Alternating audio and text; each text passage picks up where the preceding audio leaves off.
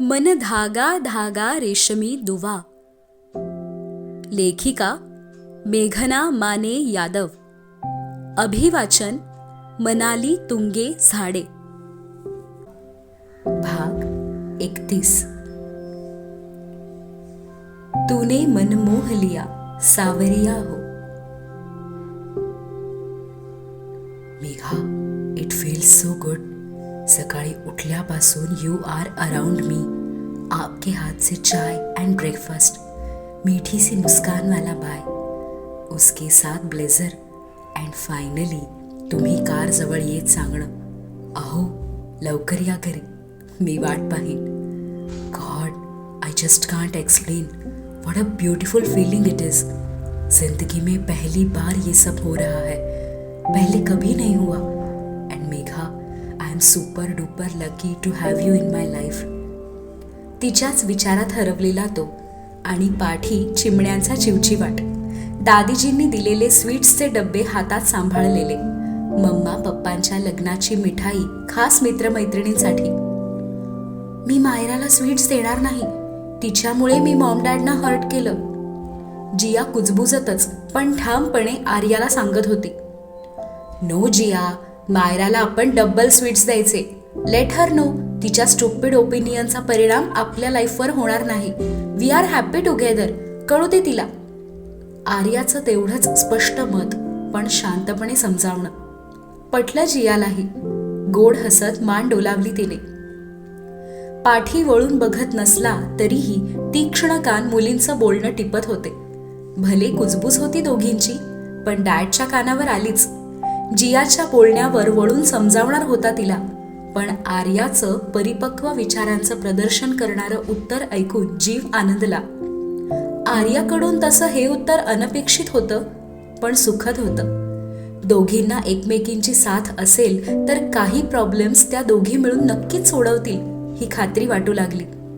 या विचारातच गाडी स्कूलच्या गेटमध्ये शिरली. दोघींना मिठी देत बाय करत शाळेच्या लॉबीत सोडले. जियासोबत आर्यालाही गाडीतून येताना पाहून काही मित्रमैत्रिणींच्या भुवया आकसल्याच. He is my dad. आजपासून रोज मी त्यांच्याबरोबरच स्कूलला येणार.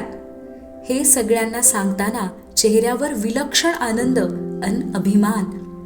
अनेक वर्ष मित्रमैत्रिणींचे डॅड ऑफिसला जाताना त्यांना स्कूलला सोडताना पाहणारी आर्या. मनात एक लपलेली आस होतीच. कधी माझेही डॅड असे येतील का माझ्यासोबत? ती आज पूर्ण होण्याचा आजचा दिवस तिच्यासाठी जणू स्वप्नपूर्तीचा दिवस. अगं, आर्या शाळेत निघाली असेल ना ग? घड्याळात 7:15 झालेले. नुकताच नाश्ता करून सोफ्यावर बसलेले बाबा. पण 7 वाजल्यापासून अनेकदा घड्याळ पाहून झालेलं आणि तेवढ्याच वेळा मोबाईलही चेक करून झालेला.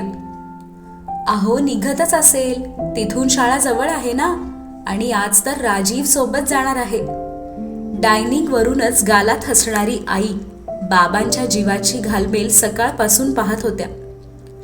अगं तसं नाही ग, म्हणजे ती आवरायला किती त्रास देते. मेघाचं ऐकतच नाही. मग कितीदा मीच नाही का उठवायचो तिला, आणि मग कशी चटचट आवरायची. आपल्या कर्तव्यपूर्तीवर खुश असलेले बाबा आर्याच्या आठवणीत रमलेले. जोशी आजोबा, तिला उठवताना कानात तुम्ही सांगत होतात की संध्याकाळी तुला डेअरी मिल्क देतो, आवर भरभर. आता असं चॉकलेटचं आमिष दाखवल्यावर तर ती चटचट तयार होणारच ना. भुवया उडवतच आई हसत होती. तुमच्या सर्व उचापती मला ठाऊक आहेत. अन बाबा भुवया अकसत राग व्यक्त करत होते.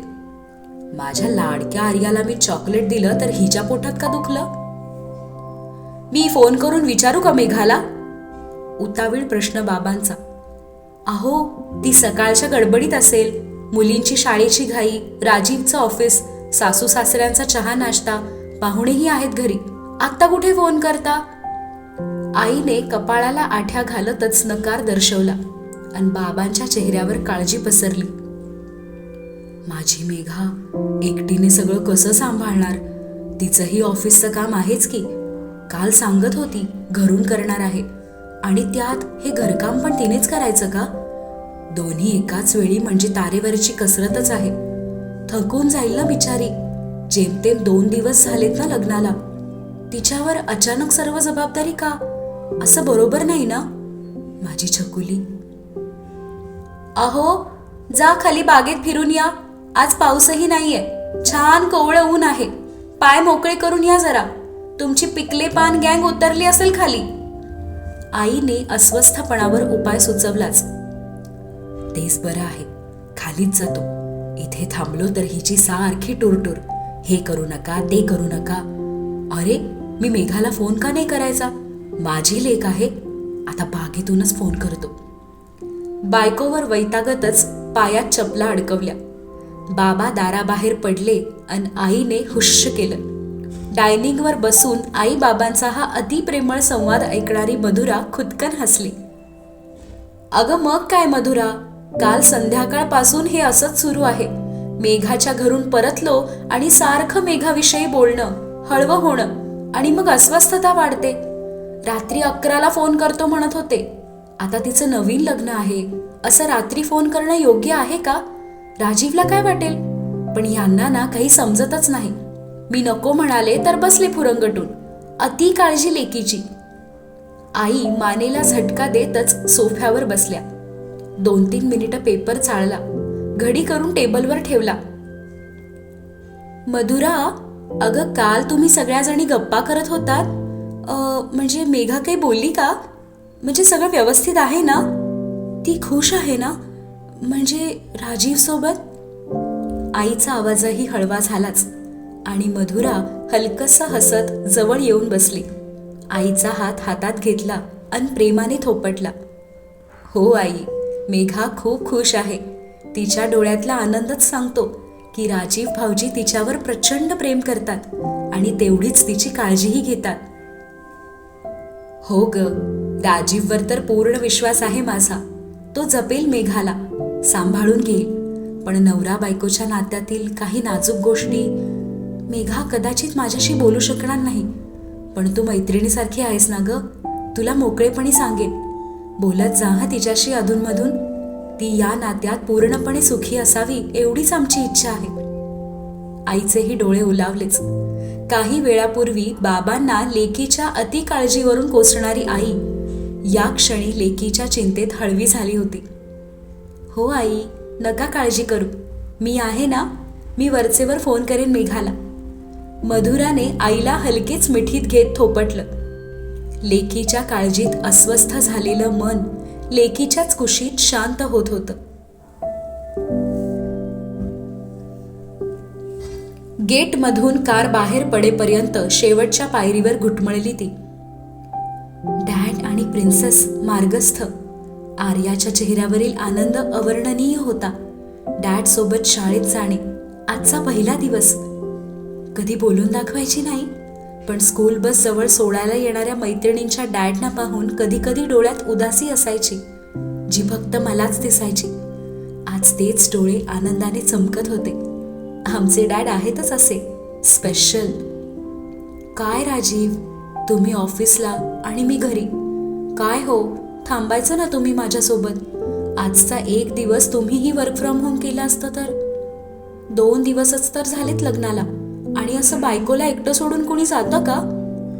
मेघा, राजीव सुट्टी घेणार होते ना, तूच तर नको म्हणालीस. अय्या हो की, मीच नकार दिला. आहेच मी बावळट.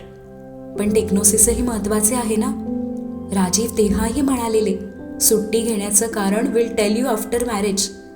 येस, आज रात्री विचारतेच. दारातून दीदींची हाक. तंद्री भंग. पटकन पायऱ्या चढत वर पळाली. हम दोनों के पिया हमें छोड़कर चले गए. नौटंकी आवाजात रिधिमाची थट्टा. आपण आहोत की एकमेकींना सोबत. दुपारी मस्त गप्पा करू. मेघानेही हात पुढे केला अन रिधिमाने डोळे मिचकावतच टाळी दिली. नणंद भावजाईची गट्टी जमलेली.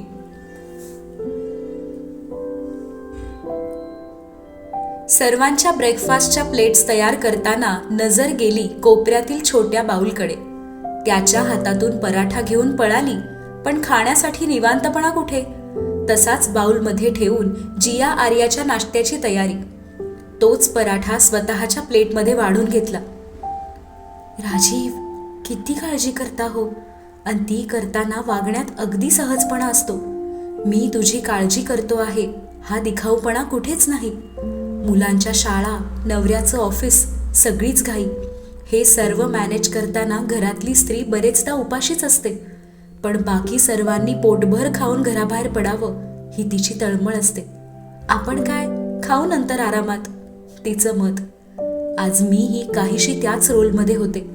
पण त्याच वेळी तुमचे ते प्रेमळ शब्द, तुम्ही ब्रेकफास्ट केला, तुम्हीही खाऊन घ्या. राजीव, तुमच्या काळजीच्या शब्दांनीच माझं पोट भरलं, पराठा न खाताच. खूप छोट्या छोट्या अपेक्षा असतात नाही? आपल्या उपाशीपोटी केलेल्या धावपळीची कोणी प्रेमाने दखल घेत आहे. आपलं माणूस, जिवलग, बस अजून हवेच काय? राजीव, मी खूप नशीबवान आहे, तुमची सोबत आहे. चहा गाळतच मन गुणगुणू लागले. सावरिया सावरिया मैं तो हुई बावरिया, तूने मन मोह लिया सावरिया हो. सर्वांसोबत हसत खेळत ब्रेकफास्ट उरकला आणि मम्मीजींची परवानगी घेऊनच वर आली. सकाळी रूम बाहेर पडल्यापासून परत इथे फिरकलीच नव्हती. तो निवांत आवरत असणार, उगाच डिस्टर्ब का करा? आणि असंही किचनमधील कामातून फुरसत कुठे की सकाळी वर येऊन त्यांच्याशी गप्पा करा. सकाळी अंगावरचं क्विल्ट दूर सारून तशीच जियाच्या रूमकडे निघून गेलेली. आता बेडरूम आवरणे गरजेचे. पण आत पाऊल टाकताच ती थक्क. व्यवस्थित दुहेरी घडी करत अंथरलेलं क्विल्ट, बेडशीट कडक इस्त्री केल्याप्रमाणे खोचलेली आणि उशाही छान मांडलेल्या पाहून आनंद तर झालाच, अन ओशाळलीही. राजीव, सॉरी, मी उठल्यावरच आवरायला हवं होतं. मुलींचा डब्बा, तुमचा लंच, ब्रेकफास्ट सगळंच करायचं टेन्शन होतं, म्हणून घाईत खाली गेले. उद्यापासून उठल्यावर पहिलं काम हेच करायचं. राजीवना काय वाटलं असेल माझा आळशीपणा? स्वतःला कोसतच बॅगमधून साडी काढत बाहेर ठेवली. सकाळी गडबडीत आंघोळ करून पंजाबी ड्रेसच घातलेला. पण दिवसभरात आज बऱ्याच पाहुण्यांची ये-जा होणार होती. पाहुणे परतीच्या प्रवासाला निघण्यापूर्वी हॉटेलवरून घरी भेटायला येणार होतेच. असेही दिवसभर मम्मीजी पापाजींच्या मित्रपरिवारापैकी कुणी ना कुणी घरी येत असतंच. पापाजींचं ऑफिसही घरातच, त्यामुळे त्यांना भेटायला येणारे लोक आणि मम्मीजींचं सुप्रीम फाउंडेशनचं कामही. दिवसभर घरात वर्दळ ठरलेली. भारती दिदींनी सकाळीच पुरवलेली माहिती. आणि आता छानशी साडी नेसूनच खाली जावं हे ठरवत ती वर आलेली. सकाळपासून पाऊस नव्हताच, उकडू लागलेलं. मुंबईचं जगावेगळं वातावरण. पाऊस थांबता क्षणी उन्हाळा सुरू. घामेजलेला चेहरा स्वच्छ धुवावा या विचाराने स्वतःच्या बेडरूममधील बाथरूमचं दार उघडलं. आज पहिल्यांदाच. अन पुन्हा चकित होण्याची वेळ. झिरकॉनच्या बेडरूम एवढं हे बाथरूम. समोर भव्य आरसा, सर्वत्र शुभ्र टाईल्सचा लखलखाट. मंद सुगंधानं तिचं स्वागत केलं. बेसिन जवळच्या छोट्याशा काचेच्या कपाटात व्यवस्थित मांडलेल्या मोजक्या वस्तू, त्याच्या वस्तू. अन अचानक आठवला वहिनीचा पाऊच. राजीव, उद्यापासून लवकर आवरलं नाहीत ना तर दार ठोठावणार मी, सांगून ठेवते. हे माझंही बाथरूम आहे. त्याच्या वस्तूंशेजारी स्वतःच्या वस्तू मांडताना निराळाच आनंद. चेहरा धुवून नॅपकिनने टिपताना काचेच्या पार्टिशन पलीकडील शॉवर एरियाकडे लक्ष गेलं. पण सर्वात आनंद झाला ते बाथटब नाही हे पाहून. मग काय, एवढ्या बिझी शेड्यूलमध्ये इथे वेळ कुणाला आहे पाण्यात डुंबत बसायला? राजीव पण माझ्यासारखेच हुशार आहेत. ऐसपैस बाथरूमची जागा बाथटबने कोण अडवेल? बावळट प्रिया काहीही सांगत असते मला.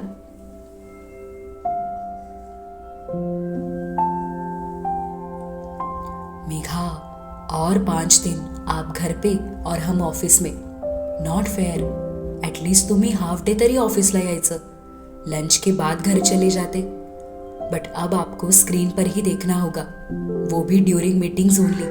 आप ऐसे तो हमसे बात नहीं करोगे. You are busy with relatives. उसासा टाकतच गाडी बाहेर उतरला.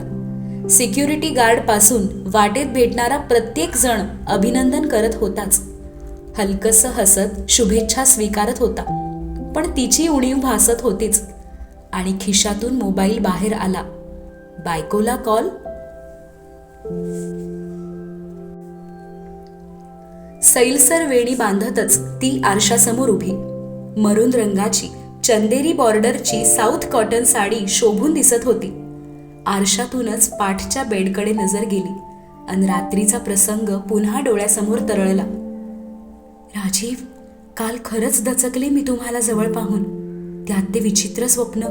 आणि तुम्ही पण किती दुष्ट, माझी मजा बघत बसलेले. आधीच उठवायचं ना मला. काय एवढं चेहऱ्याचं निरीक्षण करत होते? पाहत असतील झोपेत बडबडणारी वेडी बायको.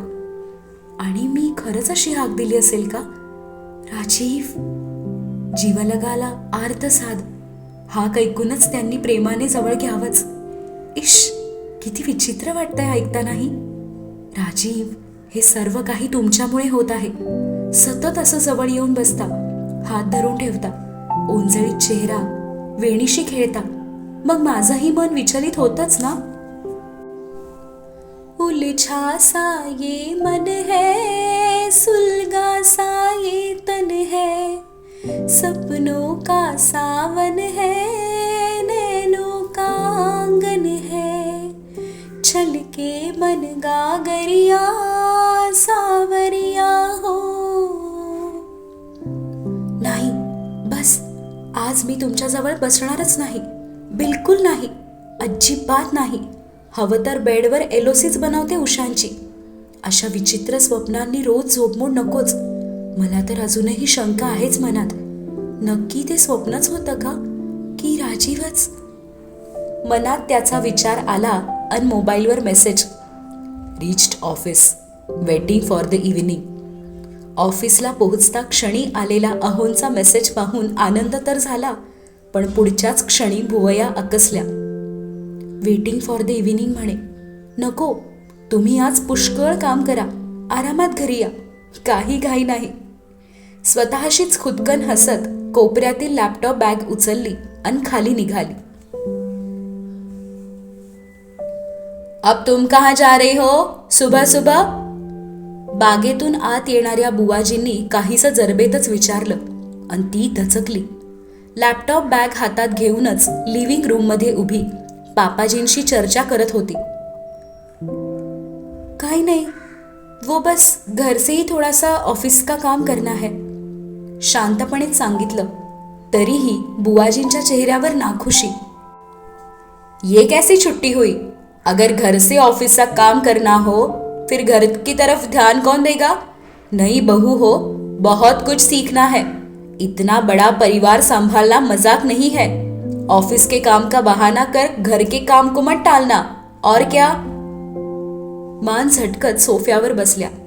हिचा चेहरा पडला. मनात बुवाजींचा रागही आलाच, पण व्यक्त करण्यास शब्द साथ देत नव्हते. सुनेच्या मर्यादा. मेघा, बुवाजी, चाचीजी, मासीजी किंवा इतर कुणीही पटकन मनाला लागेल असं बोलू शकतात, पण तू उलटून उत्तर देणार नाहीस. शांत रहा, ऐकून घे. आईचा कानमंत्र आठवला. राग गिळून मान खाली घालूनच उभी. दीदी, काम को टालना, बहाने बनाना, ये सब हमारी बहू मेघा नहीं करती. ऑफिस और घर ये दोनों जिम्मेदारियां वो बखूबी निभाती है. और रहा सवाल घर के काम का, सुबह से उसने माँ, बहू, बीवी ये तीनों रिश्तों से जुड़ी सारी अपेक्षाएं पूरी की है. आपने भी देखा है. अब हमारे सुप्रीम के सबसे बड़े प्रोजेक्ट का सवाल है और उस काम को करने के लिए हमें वीपी मेघा की जरूरत है. शांतपणे बोलून पापाजी थांबले काही क्षण, पण बुवाजींच्या चेहऱ्यावर नाराजी काही कमी होईना. तिच्या लहान भावाने सुनेची बाजू घेऊन बोलणं फारसं रुचलं नव्हतं. और as a board of director of supreme ये मेरे ऑर्डर्स है कि मेघा घर से ऑफिस का काम करेगी. दीदी, वो सिर्फ हमारे ऑर्डर्स फॉलो कर रही है. प्रसन्न हसले आणि मेघाकडे बघितलं. पापाजींनी बोलायला सुरुवात करता क्षणी ती चकित होऊन ऐकत होती. बुवाजींना कसे समजवावे किंवा काय बोलावे या गोंधळात अडकलेली ती. पण पापाजींच्या समजावण्यानंतर तर मनात हुश्य झालं. मेघा, इस वक्त ऑफिस का काम सबसे ज्यादा जरूरी है, वरना तुम्हें सुप्रीम ग्रुप सीएफओ की डांट सुननी पड़ेगी. मिश्किल हसत पापाजी थट्टा करत होते आणि ही गोड हसली. तुम जाओ, मेरी स्टडी में बैठो, मैं भी आता हूँ थोड़ी देर में, मेरी भी एक मीटिंग है. पापाजींनी दिलेली परवानगी, नाही, हक्कानी दिलेली ऑर्डर मान्य करतच ती आनंदाने स्टडीत आली. ते सागवानी टेबल, ती उंच दणदणीत पापाजींची लेदर चेअर आणि हजारो पुस्तकांना सामावलेली ती भव्य लाकडी कपाटं. खिडकीवरील ब्लाइंड्स दूर केले. लख्ख प्रकाशाचा प्रवेश. सभोवार नजर फिरवली. त्याच्या तिच्या काही प्रसन्न आठवणी या स्टडीशी जोडलेल्या. आपल्या दोघांचीही एक खास कहाणी आहे हे मान्य केलं गेलेलं. सेरेंडिपिटी या अद्भुत शब्दाची ओळख पटलेली. मैत्रीच्या पलीकड जात प्रेमाचा अंकुर इथेच जन्मला. नातंही इथेच रुजलं. समोरच्या 2 छोट्या खुर्च्यांपैकी एक तिने निवडली. आज पापाजींसोबत काम करण्याचं भाग्य लाभणार होतं. पापाजी मम्मीजींना माझ्या कामाचं कौतुक आहे हे माहीत होतंच, पण आज बुवाजींसमोर पापाजींनी माझी बाजू घेऊन बोलणं, हमें व्हीपी मेघा की मदत की जरूरत है, हे सांगताना डोळ्यात झळकलेला अभिमान, त्यांचा खंबीर पाठिंबा. मी निशब्द झाले. लग्नाआधी बाबाही असेच पाठीशी उभे राहायचे, कायम. डोळ्यात आनंद होता आणि डोक्यात लख्ख प्रकाश. बाबांचा मेसेज आलेला ब्रेकफास्ट करताना, नंतर फोन करते असा रिप्लाय दिलेला. घाईत डायल केलाच. खिडकीजवळ उभं राहतच गप्पा. 9 वाजत आलेले. बाबा अजूनही बागेतच होते. मेघाच्या फोनची वाट बघत मित्रांशी गप्पा आणि मोबाईलवर मेघाचं नाव झळकता डोळे चमकले. मित्रांपासून दूर होतच लाडक्या लेकीशी बोलणं. तिची सकाळपासूनची धावपळ ऐकून मजाही वाटली, काळजीही आणि कौतुकही, की सर्व काही तिने उत्कृष्टपणे हाताळले. आत्ता ऑफिसचे काम सुरू करतेय हे ऐकून तर चकितच झाले आणि पापाजींनी केलेला सपोर्ट ऐकून बाबांच्या चेहऱ्यावर समाधान झळकले. मुळात तिचा चिवचिवाट ऐकूनच सकाळ प्रसन्न झाली. 9:15 टीमला पाठवलेला तिचा मेल. सीसी मध्ये मार्क सीएफओ साहेब. लॅपटॉप स्क्रीनच्या उजव्या कोपऱ्यात तिचं नाव झळकलं आणि क्षणभर डोळ्यांवर विश्वास बसेना. मेघाने खरंच काम सुरू केलं. अनबिलीवेबल. आय थॉट मुझे ऐसे ही बोला कि मी वर्क फ्रॉम होम करणार, डायरेक्ट 3 PM की मीटिंग अटेंड करणार, ऐसा मैंने सोचा था. वेलकम मिसेस मेहरा, चलिए अच्छा है. सुप्रीम हाउस में ना सही पर ऑनलाइन तो आपका साथ है. कामात गुंतलेले दोघेही, मेहरा विलामध्ये मेघा आणि सुप्रीम हाऊसमध्ये राजीवजी. पाहुण्यांपैकी कोणी घरी जाताना भेटायला आलं की भारती दिदी येऊन सांगायच्या. मेघा जातीने बाहेर जाऊन सर्वांना निरोप देत होती. व्हीपींचं काम सांभाळत ती सुनेचंही कर्तव्य पार पाडत होती. 10 वाजता पापाजीही आलेच स्टडीमध्ये. त्यांचाही कॉन्फरन्स कॉल होता सुप्रीमच्या बोर्ड ऑफ डिरेक्टर्स सोबत. मेघाने उठून मी बाहेर जाते असे सुचवले. पापाजींच्या कामात माझा व्यत्यय नको. मी काय लॅपटॉप घेऊन वरच्या स्टडीत बसेन. आणि जर ही चर्चा सुप्रीम ग्रुप संदर्भातील अति खाजगी बाबींवर असेल तर माझे इथे थांबणे योग्य नाही. मी SWCची कर्मचारी आहे. मेघा, बैठो तुम. You are part of supreme group now. ये डिस्कशन तुम्हें सुनना चाहिए. कुछ नया सीखने को मिलेगा. प्रसन्न हसत बोलले आणि तीही आश्चर्यचकित, तेवढीच खुशही. राजीवने पहिल्यांदा टेक्नोसिस व्यतिरिक्त तिला शांघाय डीलच्या कॉलमध्ये भाग घ्यायला सांगितला तो दिवस आठवला. पापाजी, आवडेल मला, मी थांबते. तीही आनंदाने डायरी उघडून सज्ज, नवीन मुद्दे नोंद करण्यास. नवीन काही शिकण्याची इच्छा असणाऱ्या प्रत्येकास प्रोत्साहन देणारे आमचे मेहरा कुटुंब आहे. जसे पापाजी तसेच राजीव. ऑफिसमध्येही प्रत्येकाने नवीन जबाबदारी घेण्यास सज्ज असावे यासाठी धडपडत असतात. प्रत्येकाची सतत प्रगती व्हावी हीच इच्छा. येत्या 1-2 वर्षात इनडायरेक्ट टॅक्समध्ये होणारा मोठा बदल, GST याविषयीची चर्चा. GST बिल पास होणारच आहे. पापाजींचे ठाम मत. आपण त्या बदलासाठी तयार असायला हवे. प्रकाश सर, अग्रवाल सर, खत्री सरांचे मुद्दे ती नोंद करून ठेवत होती. 2015 पासूनच सुप्रीम ग्रुप या खूप मोठ्या स्थित्यंतरासाठी तयारी करत आहे हे पाहून तीही अचंबित. सुप्रीम ग्रुपच्या भारतातील 15 राज्यांमध्ये उभारलेल्या 26 फॅक्टरीज, अनेक ऑफिसेसमधील इनडायरेक्ट टॅक्स कॅल्क्युलेट करणारी सिस्टीम पूर्णपणे बदलणे म्हणजे नक्कीच झोप उडवणारे काम. या कामाचा आवाका या क्षणी तिच्या लक्षात आला आणि कळत नकळत या भन्नाट प्रोजेक्टचा आपण हिस्सा बनत आहोत याचा आनंदही झाला. प्रकाश सर, त्याचा आवाज ऐकून लिहिताना हात अडखळला. राजीव पण कॉलमध्ये आहेत? मला माहितीच नव्हते. ऑफकोर्स मेघा, CFO साहेब तर असणारच ना. तो बोलत होता आणि ती झरझर महत्वाचे पॉइंट्स लिहित होती. टॅक्स आणि IT टीम सोबत प्राथमिक चर्चा झाली आहे हे त्याने सांगताच भुवया उंचावल्याच तिच्या. प्रोॲक्टिव्ह मेहराजी. बघू. कॉल संपता क्षणी तिची डायरी पापाजींनी पाहायला मागितली. बिचकतच दिली तिने. तेव्हा मी तर असेच घाईत खरडले आहे माझ्या माहितीसाठी. आय होप अक्षर समजेल. पापाजींची चष्म्यातून डायरीवर झरझर फिरणारी नजर. क्षणभर राजीवचा भास झालाच. परफेक्ट. हे सगळे पॉइंट्स इन्क्लूड करून एक स्मॉल रिपोर्ट बनव अँड जे सर्वजण कॉलमध्ये होते त्यांना मेल कर. डायरी परत करतच बोलले. मी? तिने भीतभीतच विचारलं. और नहीं तो कौन, इतना अच्छे से सब लिखा है. Minutes of the first GST discussion meeting. तुम करो सर्क्युलेट. तिला काम सोपवत खुर्चीतून उभे. बघता बघता एका नवीन प्रोजेक्टमध्ये सहजच झालेला समावेश.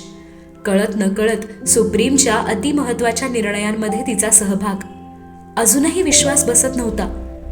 हे रिपोर्ट बनवण्याचं महत्वाचं काम नक्की मीच करायचंय? तुम्हारी हैंडराइटिंग राजीव से बहुत ज्यादा अच्छी है. उसका लिखा हुआ तो मैं कुछ पढ़ ही नहीं सकता. चायनीज स्टाईल में इंग्लिश लिखता है. निघताना चक्क टाळीसाठी हात पुढे करत तिच्याच अहूंची थट्टा तिच्याच समोर करणारे पापाजी पाहून तर ती थक्क. हो, मलाही त्यांचं अक्षर वाचता येत नाहीच. पापाजींना टाळी देत आता दोघेही खळखळून हसत होते.